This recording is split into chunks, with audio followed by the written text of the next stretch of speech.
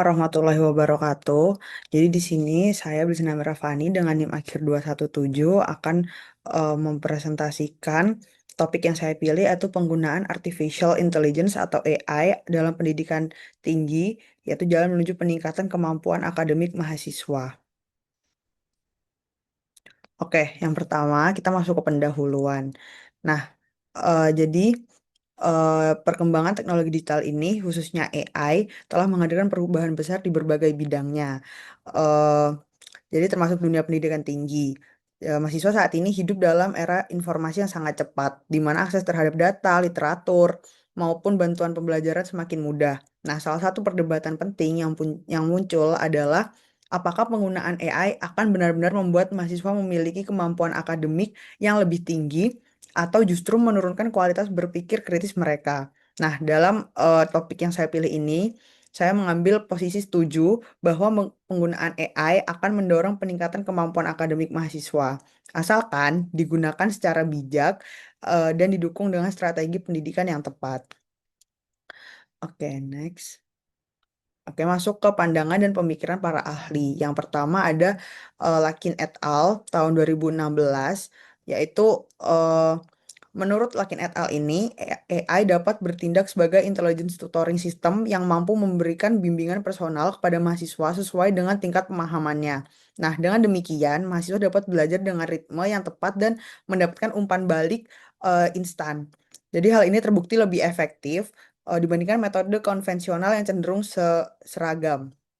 Yang kedua ada Brynjolfsson dan McAve tahun 2017. Ya ini menurut mereka itu AI memperkuat kognisi bukan menggantikan manusia. Nah, jadi dalam konteks pendidikan, mahasiswa ini yang menggunakan AI dituntut untuk tidak hanya menerima jawaban tetapi juga memverifikasi, mengevaluasi dan mengembangkan argumen berdasarkan informasi yang diberikan AI. Nah, proses ini justru memperkuat kemampuan berpikir kritis dan literasi digital. Yang ketiga ada eh Skipmith dan Cohen tahun 2019. Nah, menurut mereka AI ini sebagai co-kreator yaitu salah satu juga untuk mendorong kreativitas. Jadi, eh, hal ini membuat mahasiswa ini tidak hanya pasif menerima ilmu, tetapi lebih aktif dalam mengeksplorasi bidang akademiknya. Jadi mungkin kita menanyakan beberapa hal di AI, tapi AI pasti akan memberikan jawaban yang lebih spesifik lagi tentang informasi yang kita tidak pernah ketahui di dalamnya. Yang terakhir ada Susanti tahun 2023. Jadi menurut Susanti ini AI mempercepat riset dan penulisan akademik. Jadi yang dimaksud yaitu mahasiswa yang memanfaatkan AI dengan benar dapat menghemat waktu dalam pencarian literatur, mengelola data maupun menyusun laporan sehingga mereka dapat lebih fokus pada analisis dan sintesisnya. Oke, next. Nah, eh, mengapa saya setuju dengan argumen yang saya pilih ini tadi? AI dapat meningkatkan kemampuan mahasiswa dalam perguruan tinggi. Yaitu yang pertama ada akses pengetahuan lebih luas. Jadi AI ini memungkinkan mahasiswa mengakses referensi global dalam hitungan detik. Nah, hal ini membuat mereka lebih kaya perspektif dan wawasan. Yang kedua ada pembelajaran yang lebih personal. Jadi AI ini dapat menyesuaikan materi sesuai kemampuan mahasiswa. Mahasiswa yang lemah akan terbantu, sementara yang unggul akan terus tertantang oleh AI ini tersebut. Yang ketiga, ada meningkatkan kemandirian belajar. Dengan bantuan AI, mahasiswa ini dapat mengatur ritme belajar sendiri tanpa selalu bergantung pada dosen. Nah, ini memperkuat self-directed learning. Yang terakhir, ada mendorong keterampilan abad 21. Jadi, penggunaan AI ini secara aktif melatih mahasiswa dalam berpikir kritis, kolaboratif, kreatif, serta adaptif. Kompetensi penting di era digital yang sekarang ini. Oke, next.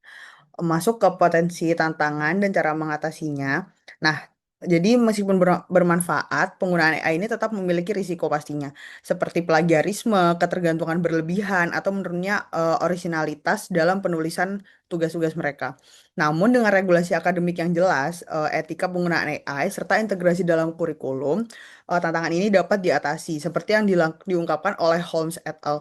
Tahun 2019, pendidikan harus menekankan AI literasi agar mahasiswa tahu cara memanfaatkan AI secara etis dan efektif. Jadi pastinya Di perguruan tinggi juga harusnya menurut saya harus dikasih edukasi terkait penggunaan AI dalam mengerjakan tugas-tugas mahasiswa. Next. Jadi kesimpulan dari saya yaitu berdasarkan pandangan para ahli dan argumentasi yang ada, jelas bahwa penggunaan AI ini memiliki potensi besar untuk meningkatkan kemampuan akademik mahasiswa. Nah, AI ini bukanlah pengganti manusia, melainkan mitra belajar yang dapat mempercepat, memperdalam, dan memperluas proses akademik.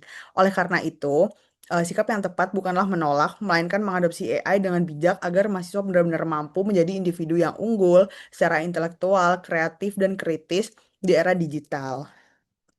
Oke, terima kasih. Sekian dari saya.